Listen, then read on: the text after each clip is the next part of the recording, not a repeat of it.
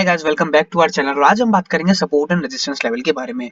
आखिर क्या होता है सपोर्ट लेवल, क्या होता है रेजिस्टेंस लेवल, किस तरह से हम मार्केट में सपोर्ट एंड रेजिस्टेंस के बेस पे भी मार्केट में ट्रेड ले सकते हैं, इसी के बारे में हम बात करेंगे। और किस तरह से हम सपोर्ट एंड रेजिस्टेंस लेवल की वजह से मार्केट में पैसा बना सकते हैं, इसी को डिस्कस करेंगे। ज्यादा टाइम वेस्ट नहीं करते और सीधा आगे बढ़ते हैं।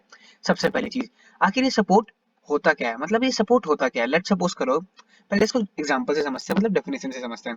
सपोर्ट लेवल आप कह सकते हैं एक ऐसा प्राइस पॉइंट होता है, एक ऐसा प्राइस पॉइंट होता है स्टॉक का, जहां से उसका जो प्राइस है ना वो गिरना रुक जाता है और वहां से वो ऊपर की तरफ बाउंस बैक करता है।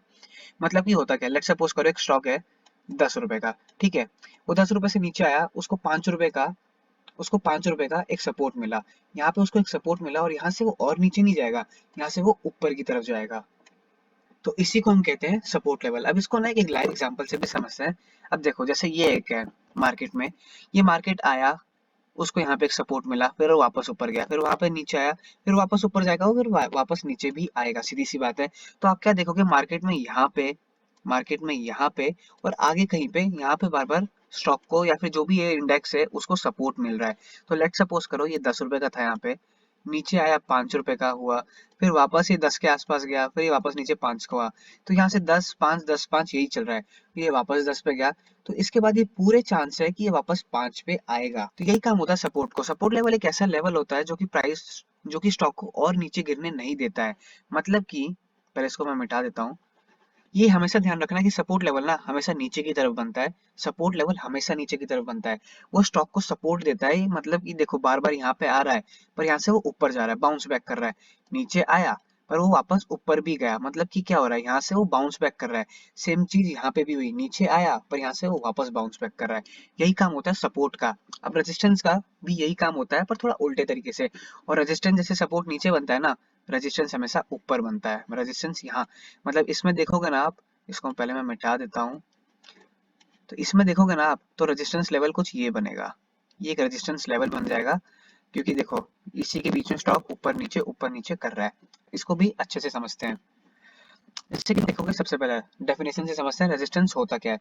रेजिस्टेंस लेवल एक ऐसा लेवल होता है, एक ऐसा प्राइस पॉइंट होता है, जहां से जो भी ये स्टॉक है या फिर एसेट है जिसमें भी आपने ट्रेड कर रहे हो, वहां से उसका प्राइस बढ़ना रुक जाता है, मतलब कि नीचे की तरफ जाता है। वहां से मतलब मैं स्टार्ट टू फॉल, मतलब कि वहां से वो नीचे की तरफ जाता है। देखो, जैसे ये एक एग्जांपल है, इसमें हो क्या रहा है, देखो। ये एक ये एक आपका कह सकते हो कि एक सपोर्ट लेवल है मार्केट में। मार्केट में क्या हो रहा है, स्टॉक यहाँ से ऊपर तो जा रहा है, पर इस लेवल को तोड़ नहीं पा रहा है। मतलब यहाँ पे गया, फिर वापस नीचे आया, फिर वहां पे गया, फिर वापस नीचे आया, वहां पे गया, फिर वापस नीचे आया। तो इसमें हो क्या रहा है, जो स्टॉक है ना, वो इस लेवल को ब्रेक नहीं कर पा रहा है। वो इस लेवल को ब्रेक नहीं कर पा रहा है। वेल, इसको अब समझते हैं कि इस लेवल को ब्रेक क्यों नहीं कर पा रहा है। क्योंकि देखो, यहाँ से इसको ना एक अच्छे एग्जांपल से समझते हैं। पहले मतलब ये देखो, जैसे कि स्टॉक है, ठीक है। अब ये स्टॉक है, ये इसी के बीच में ऊपर नीचे कर रहा है। पर ये इसी के बीच में ऊपर नीचे क्यों कर रहा है, ये इसके ऊपर क्यों नहीं जा रहा और ये इसके नीचे क्यों नहीं जा रहा। पहले इसका एग्जांपल सिंपल सा है। देखो, जो मार्केट में बड़े प्लेयर्स होते हैं ना, ये पूरा मार्केट अपने हिसाब से चला के रखते हैं। जैसे होता क्या है, स्टॉक यहाँ से ऊपर गया, फिर वापस नीचे आया, वो ऊपर गया, फिर वापस नीचे आया।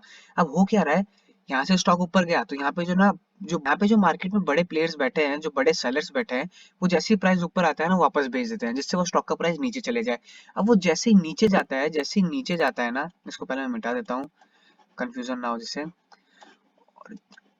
ये ऊपर जाता है तो सेलर्स बेच देते हैं, जो मार्केट में बड़े सेलर्स होते हैं उसको बेच देते हैं, जो मार्केट में बड़े बियर लोग होते हैं वो इसको बेच देते हैं, और स्टॉक का प्राइस वापस नीचे चले जाता है।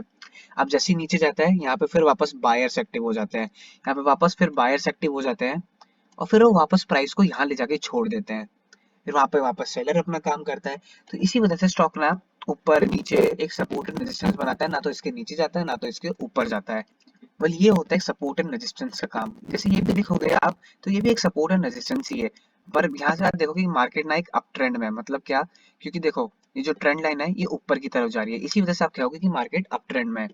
प्राइस 15 पे गया, फिर वापस 4 पे आया, फिर वो 25 पे गया, फिर वापस 10 पे गया, फिर वापस 35 पे गया, वो वापस 20 पे गया। तो यहाँ पे हो क्या रहा है, देखो पूरे चार, यहाँ 15 पे था, 4 पे गया, 25 पे गया, फिर 10 पे गया। अब आप सीधी बात समझ लो कि इसी को, अब आप सीधी चीज एक चीज समझ लो कि जब मार्केट इसी में ऊपर नीचे कर रहा है, तो पूरे चांस है कि 10 के बाद वो वापस इस वाले पॉइंट को वापस एक बार टेस्ट करेगा। क्योंकि जो मार्केट में बायर लोग हैं वो इसको यहाँ तक वापस पूरा ले जाने का एक बार फिर ट्राई करेंगे। तो यही अगर आप 10 पे इसको खरीद लोगे तो आपको अच्छा खासा प्रॉफिट कहीं ना कहीं बुक कर सकते हो। ये एग्जांपल है, ये कहीं पूरा मतलब आप कह लो सही एग्जांपल नहीं है, बल यही होता है। इसी तरीके से हम सपोर्ट एंड रेजिस्टेंस लेवल पे ट्रेडिंग कर सकते हैं। बल ऐसी और वीडियोस के लिए फॉलो कर लेना।